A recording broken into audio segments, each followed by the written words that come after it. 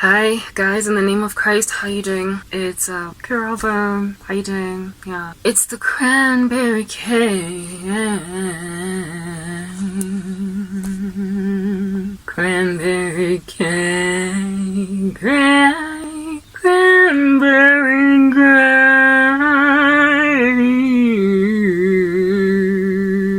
Cranberry.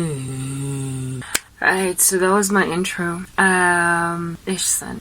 I don't want to share this because I'm tired. I'm so tired. I'm so tired. You guys, I'm exhausted. So we start with a song. Okay. I'm exhausted. So exhausting. But we're gonna share it anyway. Okay, it's my rapture dream. Yeah. So, I don't know, I've told you guys so very many times before that I don't get rapture dreams. I get millennial reign dreams. Like God shows me what's going on there. I get tribulation dreams a lot, like stuff scratching people's eyeballs out and tearing them apart. I get those dreams because there's always just so much drama in my life. So I see dramatic scenes in my dreams, and I've been second guessing the king. Sorry, this is an icebreaker. I need one. I've been second guessing the return, not the return of the Lord. I know it's definitely gonna happen. And even the rapture, I know it's definitely gonna happen. But I've been second guessing when, like as in, is it like day after tomorrow or what? As in soon. And by soon, I mean not within my lifetime. Come tell me about 2079, no. So no, me now, so 2079, no, you're dead by then, no. Alright, I'm speaking as in around the corner. As you guys know, I'm languishing. My life really bites, and it would be really great if I could just, exit this joint, skedaddle, bounce, hop on right ahead, like a beach ball and a basketball all at the same time. Out of this joint, I want to leave. I just want to go out somewhere over the rainbow. There is redemption for the saints. No more suffering and sorrow. I don't want to be here no more.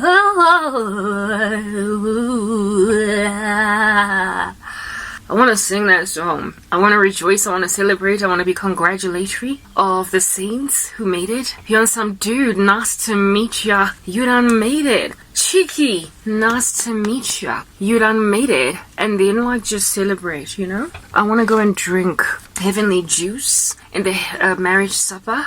I want to eat a heavenly peach. And I want to consume heavenly, pomegranates. Because I have a feeling they're really big and juicier than anything we've ever seen down here, and purpler than anything we've ever seen down here. I think the strawberries in heaven are the size of basketballs, and it's not strange that they're that big because it's just the way life is. Everything's just larger there. So I want to go and eat those big strawberries. And I say that because I've had a dream of the marriage supper before. It was super long, going all the way to the left and all the way to the right. The table couldn't see the end of it on both sides. And everybody was busy scrummaging around like the Mad Hatter in Alice in Wonderland on some I'm late for a very important date. No time to say hello, goodbye, I'm late. Everybody was rushing, preparing this dinner like dead saints. I said, okay, they ain't dead. They're eternally living. They're more alive than us. But you get my point. They've left this earthly body. And they were working. They were not just sitting in heaven on a giant feathery leaf just floating about buoyant in the sky. No. People's view of heaven is absolutely wrong. People are working there. Yeah, and they were running around like mad hatters preparing. And one of the scenes of preparing heaven, right, was just this banquet hall where there were people just assigned to belong cups and sauces and all different kinds of spoons and forks and plates and laying, what is this, not veggie bowls but fruit bowls. And I perused as I was in this joint where everybody was busy running around prepping, literally nobody was just chilling, hanging. These chairs, some of them had occupants in them, and they were literally about to take their place, but others, in fact the great majority of them were empty. There was no one sitting there, but there was names that I could not fathom that were written at each seat, and it was basically every person had their own chair. And like I said, it was so massive, so long, this table. It went all the way to the left to a point where I couldn't see where it ended, and all the way to the right. and I got to see a fruit bowl. It was still empty-ish, this table, yet to have all the plates, but not all the plates were put down and the name tags, but what was not all there was the food. They were still putting the food down. Yo, guys know that I'm on burp, like, leave me alone. I'm poor people burp. The food was not yet comprehensively down, but I got to see a fruit bowl, you guys.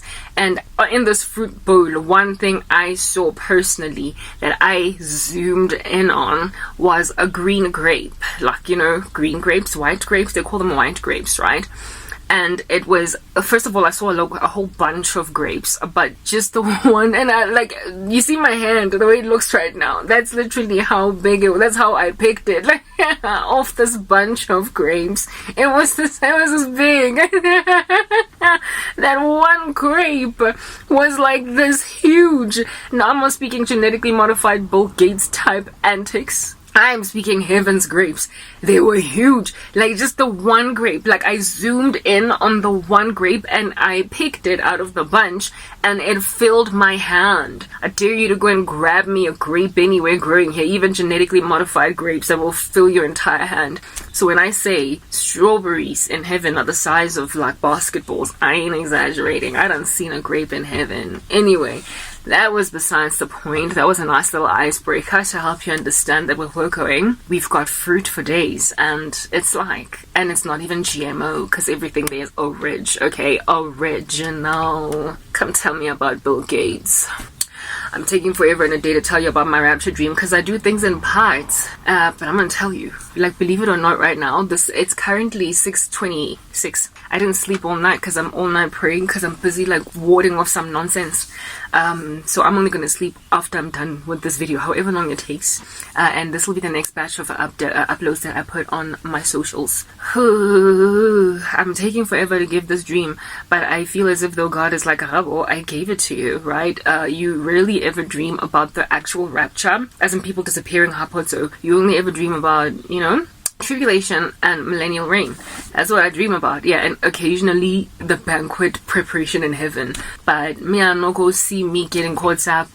Me, I no go experience snatching. Me, I no go experience hearing all of a sudden a trumpet. So go blast it in a snappy disappear. Me, I no hear it. Me, I no see it. Me, I no wanna see it, because me, I no be sure if it's happening. So about a couple of days ago, I was like all up in languishing mode. Kanechaba was coming back from I think Clearwater Mall after like getting something done with my bank card at Standard Bank, and I was like grumbling in my spirit on some, look at everything, it's just so nasty, this world sucks, man, and on top of that we're still gonna be here for a minute, it doesn't look like none gonna change. And that was my grumble. And the same night, for the first time in my entire existence as a Christian, I got a crystal clear rapture dream.